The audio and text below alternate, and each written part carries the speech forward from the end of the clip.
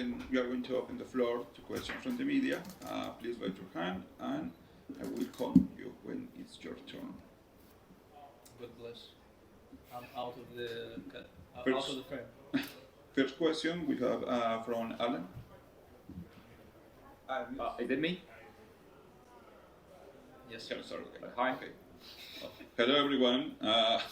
Again, congratulations for your victory, FNATIC. So we are going to open the floor for some questions from the media. Alan?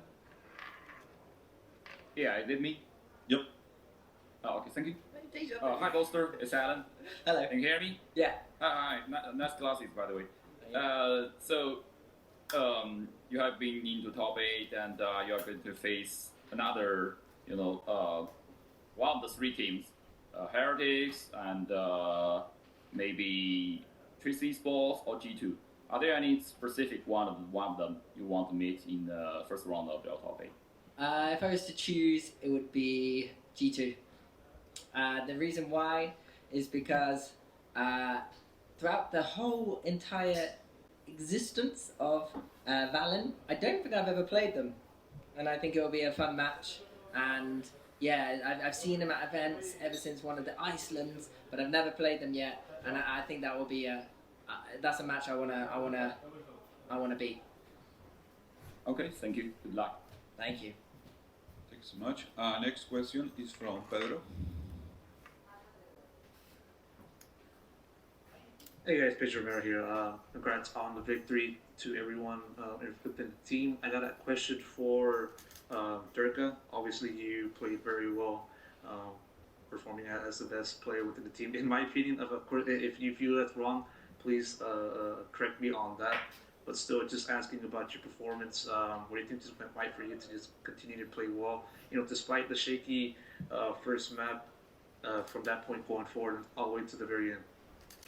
I mean, Sunset was never a good map for me, I think, and it went a bit shaky for me, but I was just trying to help out others, and I kind of felt like we could have won, even though we were down so much, but also I was can't really get tilted if I'm having a bad game or something, so I was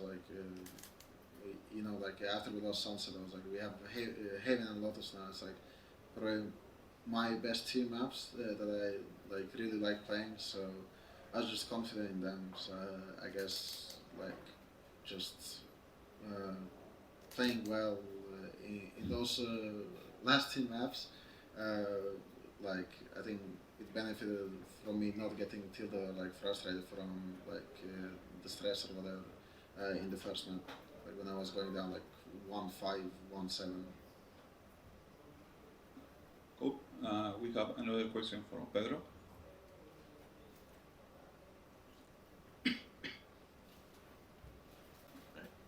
I'm going to send this one over to Bolster. A little bit of a piggyback on my last question, but we're also just focusing on just everyone with the team.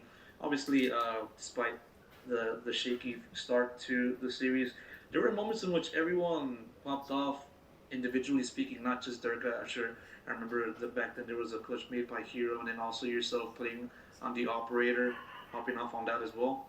And so it just sort of gives out a very collective effort. And so when you see a team like that playing well, in which everybody else has their moments besides yourself or Durga, how important does that delta bring to the form of the team, going forward into the future as you guys now head towards playoffs, both physically and also mentally as well? Yeah, it was something I was saying in the huddle before the first game, is that each one of these players, they know how to win. And that's with us, whether it be Lock-In or Tokyo, and for Hero, EMEA, we know how to win, we know what we're capable of when we're feeling ourselves. And I think honestly with our team, because everyone is so good, you don't need one person popping off consistently. It's you can almost take it in turns, and I think that's the trust you need in your teammates, to know that, okay, alright, Durka's going to carry me on this Lotus, all I need to do is do my job and be consistent, and not try too hard if I'm not having the best success, and just try to make his life as easy as possible. And it goes with all the other maps as well. Chronicle had a beast of a sunset at the start, really brought us some rounds back and gave us a lifeline on defense. And yeah, like you said, Hero and Haven as well. I can remember specifically. Yeah, good vibes. No, he did a little Fortnite dance. He must have done something good that round. No, I can find something. Wait, let me think. When he goes left in the ISO ulti, it looked not bad. But no, like even Alfia in our game versus DRX, he performed so well and he was like popping off on all cylinders. So it's just like everyone has capability, everyone has potential. It's just we just got to trust each other and keep the vibes positive. Because if we can stay positive and we can stay good mood and good comms, then that allows for someone else to thrive who might not thrive if we were to go all negative and start being quiet. So much. And next question is from Facundo.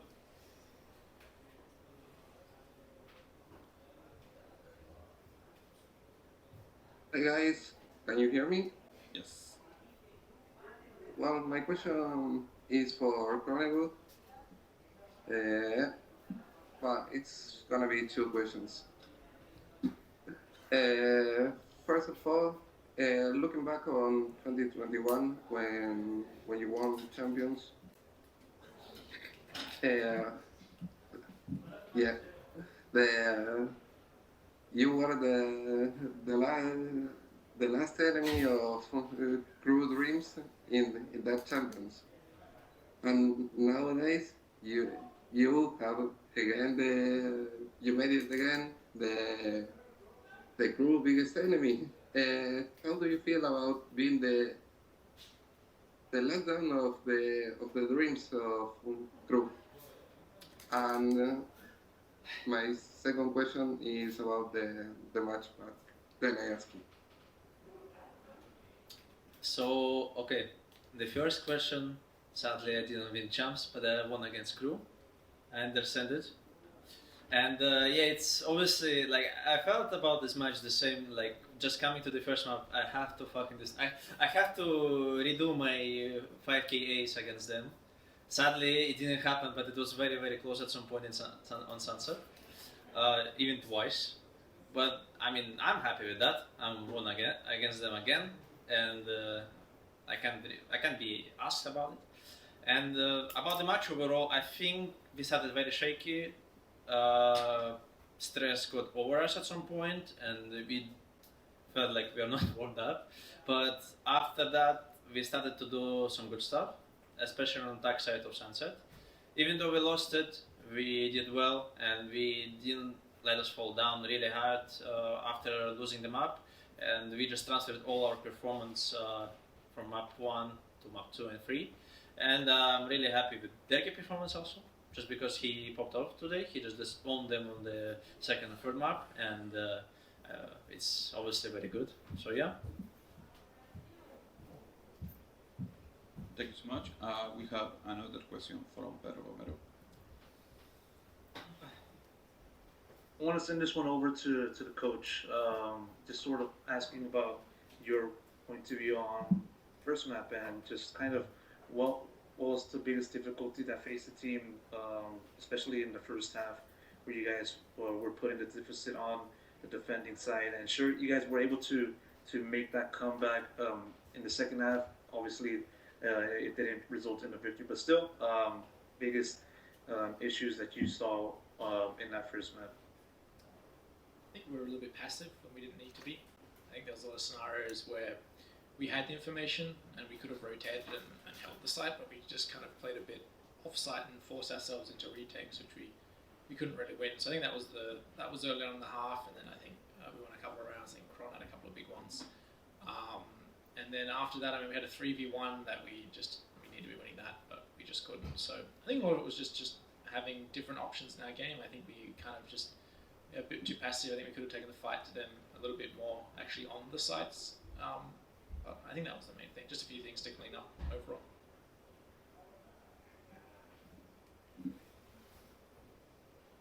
Right. I want to ask one more question again over to Boaster. Before the start of the competition, I asked you about your expectations for this event as you were gearing up for said event, and you said that basically it was 0. So I want to ask I want to have a little bit of a heat check right now as you guys head over to playoffs. Is it still 0? Are the expectations still at the absolute bare minimum, or has there been any change within that regard? Yeah, for me, I don't like expectations. So I'm not expecting anything. I'm just kind of going with the flow and going with the vibes. But yeah, I believe, like, I wouldn't be here if I didn't think that we could win this event and like do well. So I believe in the players I have in front of me, and I believe of what they are capable of and how sick at the game they are. And they just gotta believe in themselves. Ain't that right? Yeah, like there's so much potential in this team, and in these individuals that, like, yeah, like who as an IGL, feet up, you know, who wouldn't be chilling right now? No, I'm not chilling, that's for sure. But yeah, no expectations, but I'm believing, believe to achieve. Cool. So thank you so much. Once again, congratulations, FNATIC. We expect to see more from you in the future. So thank you. And have a Thank good you. day. Highly love. Thank you. Highly love.